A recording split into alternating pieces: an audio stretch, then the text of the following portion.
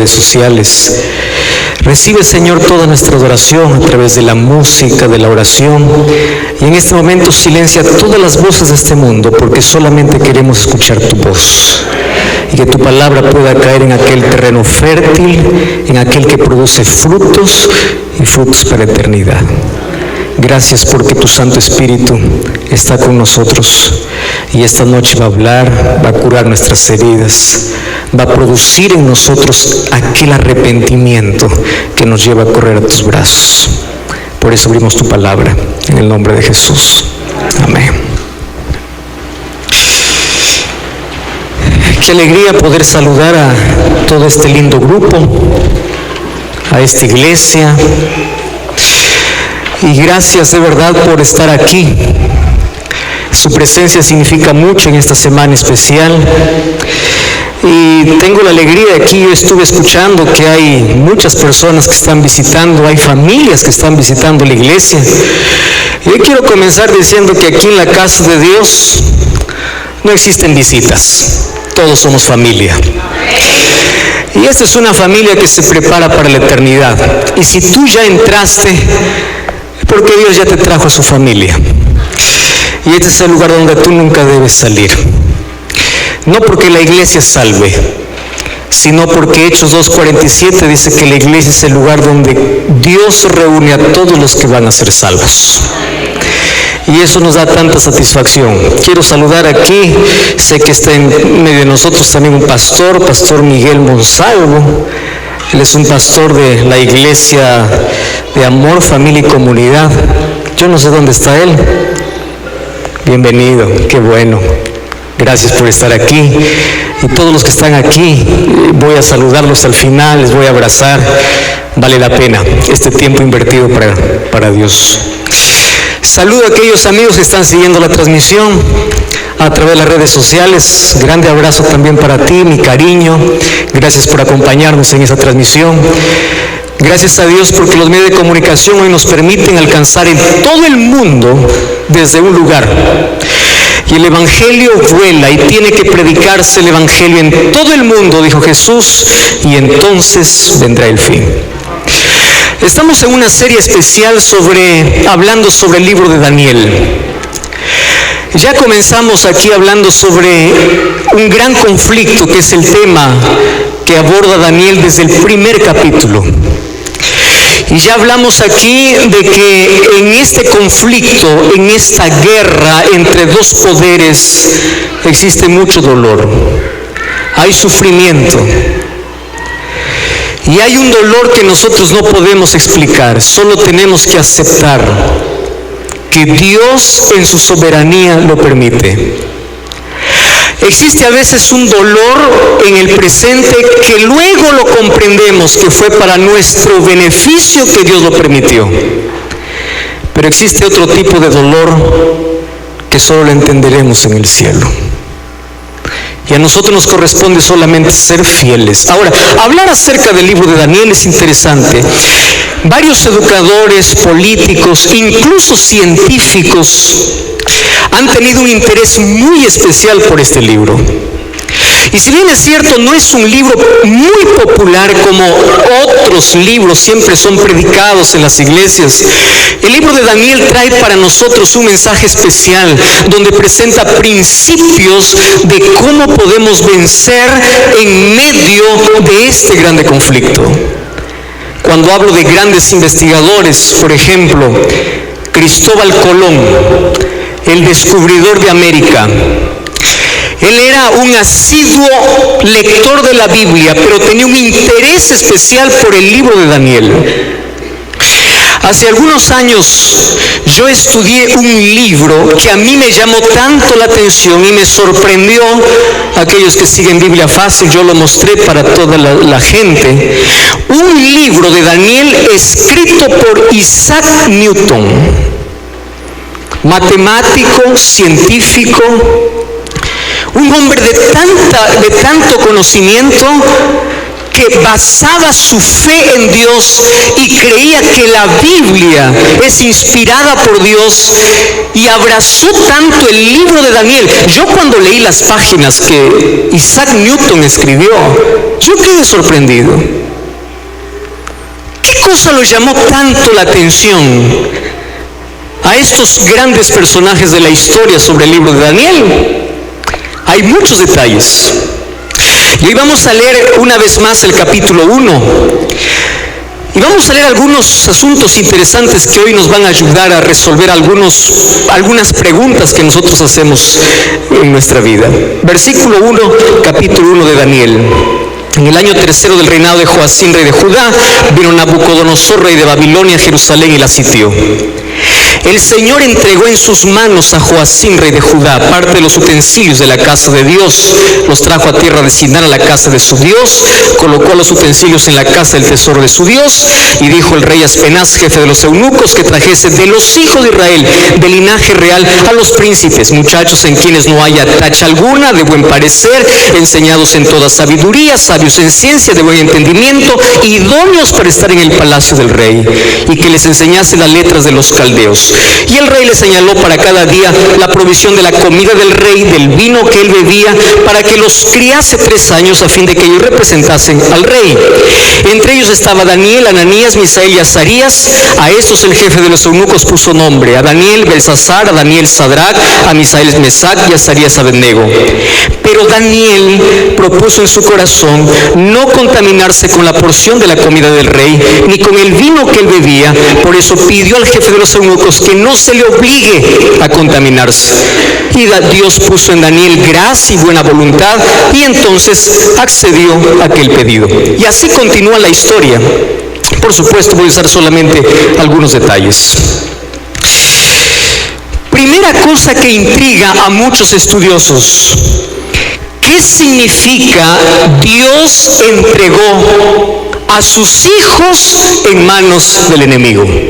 Cosa curiosa, ¿verdad? Aquí dice, Dios entregó a Nabucodonosor. Entonces ahí viene la pregunta: ¿nosotros tenemos un Dios vengativo, un Dios que cuando tú no lo obedeces, Él es capaz de colocar maldición en la vida? No. Lamentablemente, el concepto de un Dios vengativo y un Dios que está dispuesto a castigar es tan antigua y es tan popular, incluso en nuestras conversaciones. Les voy a hacer aquí algunos ejemplos. Vamos a imaginar que mañana sales temprano de casa para el trabajo. Y allí, cuando estás llegando para el trabajo, tú haces una maniobra en el auto y chocas contra un poste o contra otro taxi. ¿Qué cosa sucede? Lo primero que tú piensas es: ¿qué está pasando conmigo? O tú empiezas a pensar y decir: ¿cómo está mi vida? O Dios me está castigando, o Dios no está conmigo. Son cosas internas que el ser humano tiene. Lo más simple de explicar eso, por ejemplo, es cuando las madres se sientan allí para dar de comer a los hijos, y los hijos no quieren comer. ¿Qué cosa le dice? Dios está mirando, ¿verdad? Dios se va a molestar. Y los niños crecen con la idea de que yo, si me porto mal, tengo que ser castigado. Crecemos así. Es por eso que cuando nos va alguna cosa mal en la vida, nuestro primer pensamiento va a Dios diciendo: ¿en qué fallé? Eso es lo que reclamamos. ¿Por qué a mí? ¿Por qué le decimos por qué a mí? Porque nosotros revisamos nuestra vida y pensamos que no merecemos sufrir. Correcto. Sin embargo, yo ya les dije en un tema anterior, el sufrimiento en este mundo es para todos. La manera como encaramos hace la diferencia de aquel que tiene a Cristo y de aquel que no tiene. ¿Qué significa Dios entregó?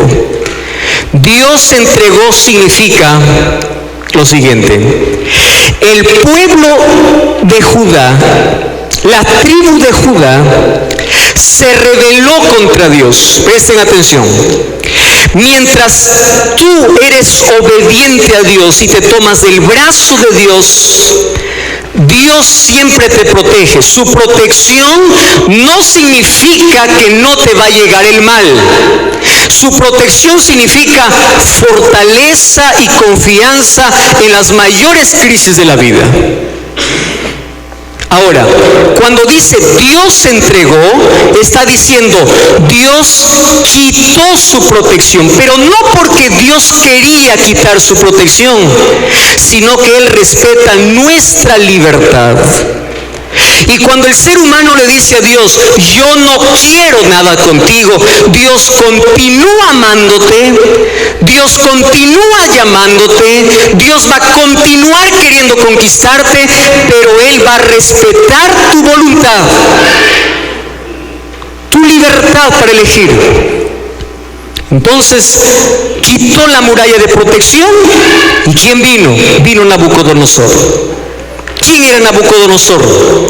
Nabucodonosor, para el año 608, aún no era el rey de Babilonia.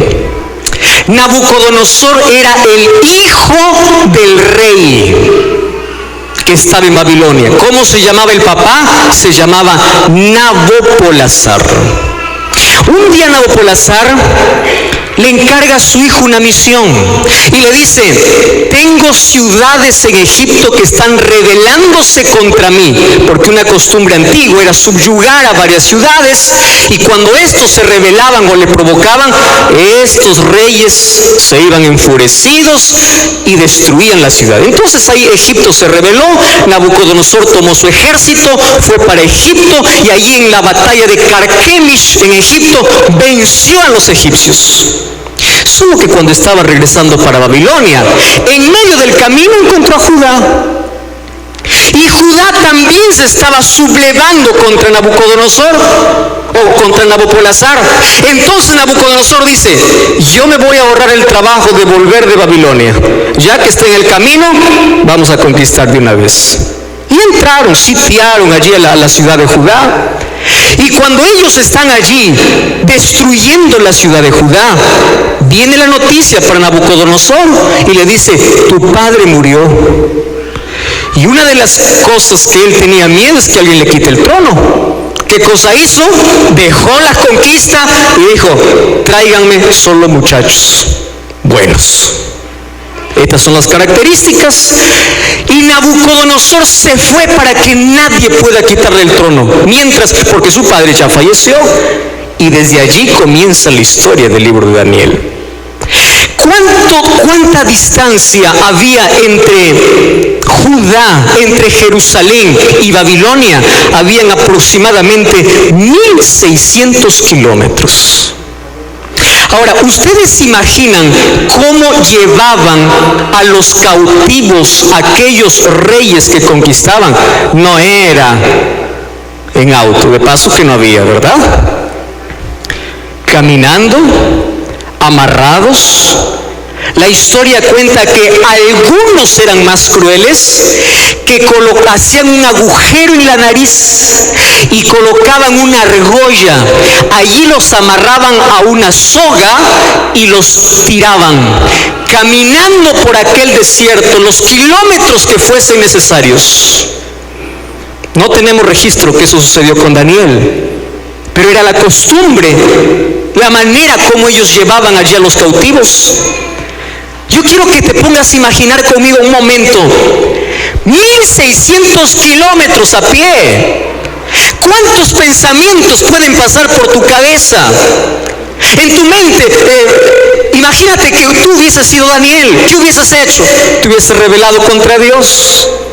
¿Hubieses maldecido a Dios? ¿Hubieses abandonado la fe? ¿Qué hubieses hecho en esa situación? Mas Daniel, los 1600 kilómetros de sudor, de sangre, él siguió cada paso que daba en dirección a Babilonia. Él siguió confiando en ese Dios, porque fe es confiar aun cuando no entienda por qué me suceden ciertas cosas. Y él llegó allá para Babilonia.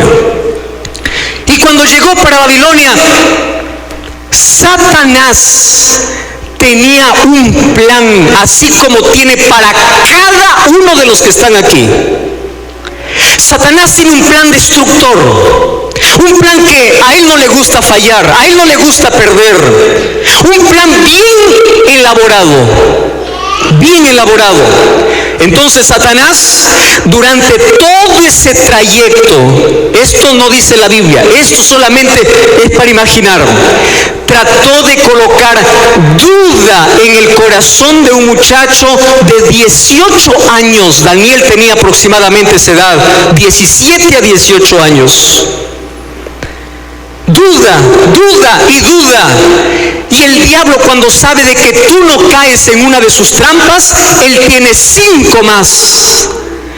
Y allí Satanás y todos los demonios estaban esperando en Babilonia para poder destruir la fe, no solo de Daniel, sino de 4. El blanco del diablo era: vamos a sacar a 4, vamos a hacer caer a 4. A mí no me importa el resto, esos 4, ¿por qué? Esos 4 son fieles, esos 4 son íntegros. El diablo no está preocupado en toda la humanidad. El diablo está preocupado en aquel que se aferra a Dios, en aquel que se coloca de parte de Dios. Desde el momento que te colocas como su enemigo, Satanás coloca la mayor fuerza, el mayor poder. Pero tú no debes temer, porque quien está contigo es más poderoso. Aquel que está contigo jamás perdió una batalla. Y ahí está Daniel.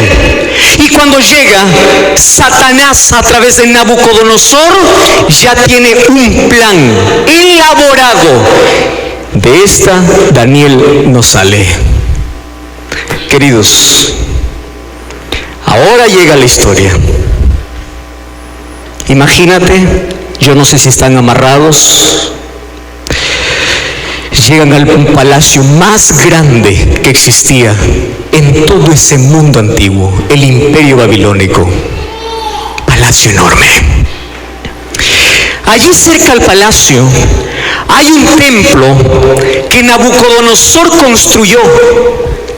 La base de ese templo tiene, escúchenme bien, 80 toneladas de oro. La base de ese templo. Y ese templo Nabucodonosor lo ha dedicado a su dios principal, porque Babilonia tiene muchos dioses, pero él tiene uno que le protege. Y ese dios se llama Marduk. Sí, el nombre de su dios. A él le debe toda la victoria. Ahora imagina conmigo la escena. Nabucodonosor está sentado en su trono. Allí vienen amarrados los 4 cautivos. Esto es lo mejor que encontramos allá. Satanás está en el corazón de Nabucodonosor. Entonces allí, cuando ve esos 4, dice: ¡guau, bravo! ¡Bienvenidos! ¡Vengan! Tú sabes que antes, cada vez que los reyes conquistaban, ellos hacían una fiesta en honor a todos sus dioses. Incluso en algunos imperios, ¿sabes qué cosa hacían con las ciudades conquistadas?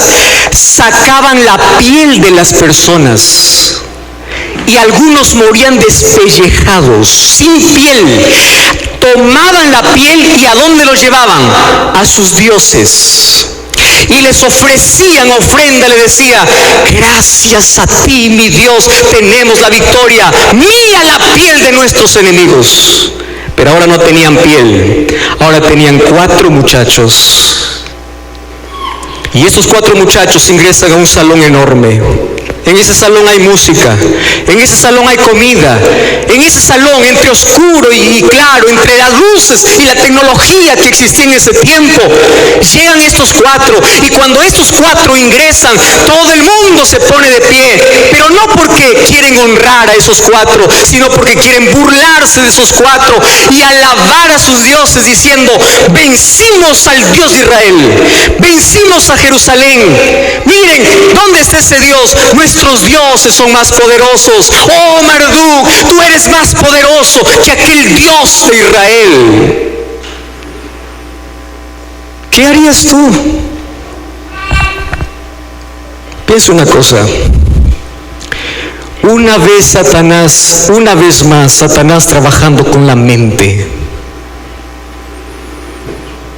Imagínate entrar a ese salón de fiesta, adoración a sus dioses. Ahí está Daniel y los 4 agachados. Imagina las burlas y un soldado diciendo: hey, Daniel, ¿no que tu Dios era más poderoso? ¿Dónde está tu Dios? ¿Acaso no es lo mismo que ustedes se enfrentan en el día a día? ¿No que tú eres un cristiano? ¿Por qué estás enfermo? ¿Por qué Dios no hace un milagro? ¿Por qué te quedaste sin empleo? ¿Acaso tu Dios no puede darte un empleo? ¿Por qué tu hijo murió en un accidente? ¿Dónde está Dios que no lo cuidó? Satanás trabajando, queriendo colocar la duda en el corazón de Daniel. ¿Dónde está tu Dios? Imagínate la fiesta. Marduk, nuestros dioses vencieron. Ganó Babilonia. Dios de los ejércitos no existe. Jerusalén está derrotado. ¿Te imaginas tú estar en ese ambiente? Queridos, ¿saben qué cosa es lo que me sorprende aquí? Que Dios quede en silencio. Quede en silencio.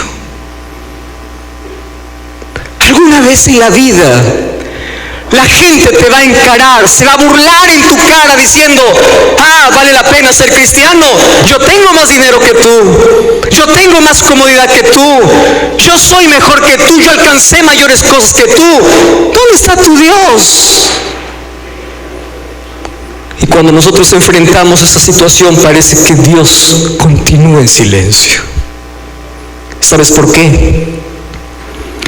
Porque en este conflicto parece que el mal gana. ¿Están viendo lo que está sucediendo hoy?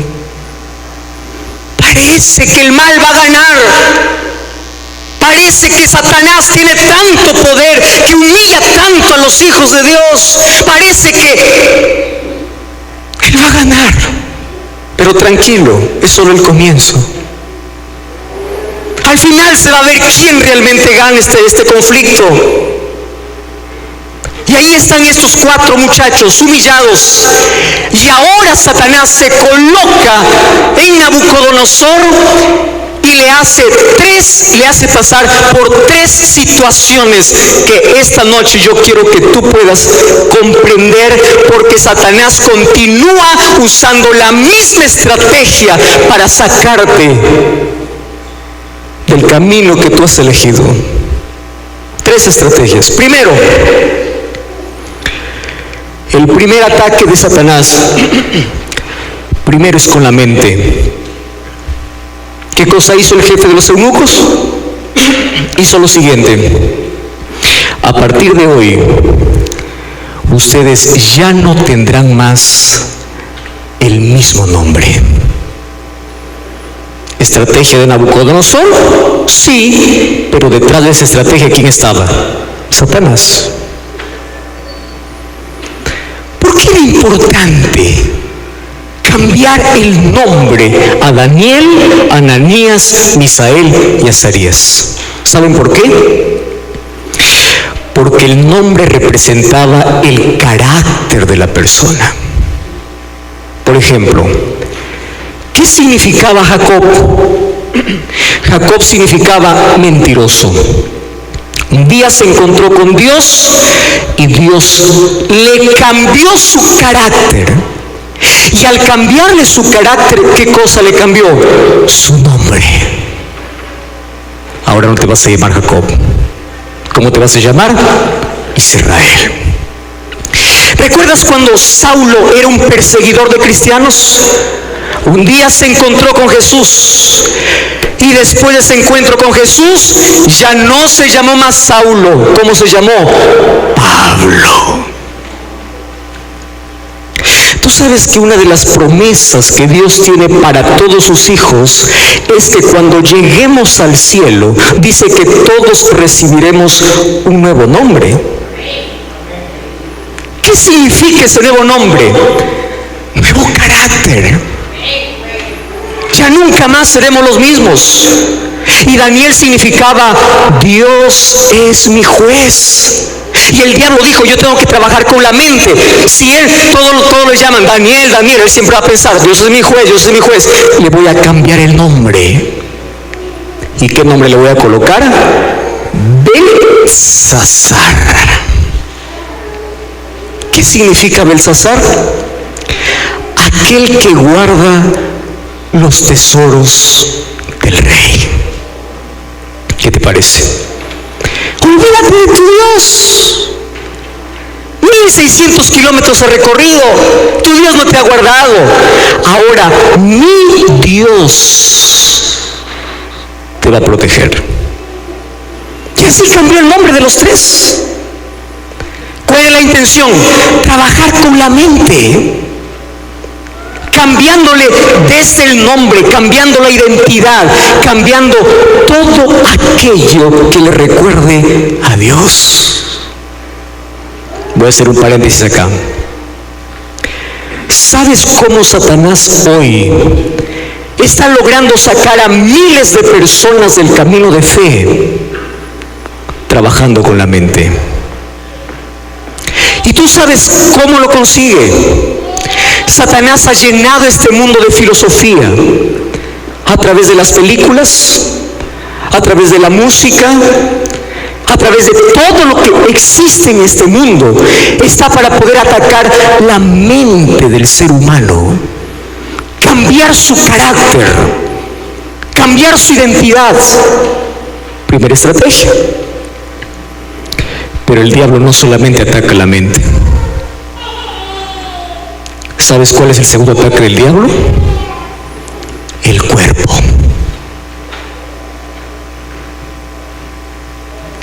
Es por eso que cada día van a aparecer más productos refinados. Cada vez va a aparecer más comida artificial en lugar de comida natural. Porque quiere que el ser humano sufra. ¿Cuál fue la segunda prueba que allí Nabucodonosor colocó? Mira, dice, tú vas a comer lo que come el rey. ¿Qué cosa es lo que comía el rey? La Biblia dice, ¿qué cosa había en la mesa? Vino. ¿Qué cosa había en la mesa? Todo tipo de carnes. Presten atención aquí. Nosotros somos en gran parte lo que comemos. Te explico así. Todo lo que tú comas se convierte en sangre. ¿Correcto? Y al convertirse en sangre, tú puedes nublar tu mente. Y Dios se comunica con el ser humano a través de su palabra y a través de tu mente. Y lo que quiere Satanás es destruir tu mente. ¿Cómo lo hace? Incluso mediante aquello que comes. Y gracias a Dios que en ese contexto aparece una sola palabra que cambia toda la historia en la vida de Daniel. ¿Sabes cuál es esa palabra? Daniel propuso en su corazón ser fiel a Dios. Una palabra puede cambiar toda tu historia. Una sola palabra. ¿Cuál es la palabra? Propuso. ¿Qué significa proponer? Proponer significa decidir. Una decisión puede cambiar la historia de tu vida. Una sola decisión. Piensa conmigo una cosa. Satanás llegó para Daniel y para sus amigos para cambiar su mente,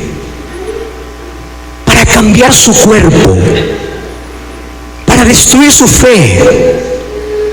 Pero él no lo pudo, por una sencilla razón: decisión. ¿Tú sabes qué cosa es lo que nos diferencia a los seres humanos de los animales? Es que nosotros podemos decidir. Y es por eso que la Biblia está lleno de decisiones. Decide hoy. Escoge hoy. Y una sola decisión puede cambiar para siempre. Daniel propuso en su corazón ser fiel a Dios, aún en las peores circunstancias de la vida. Y sabes que esta noche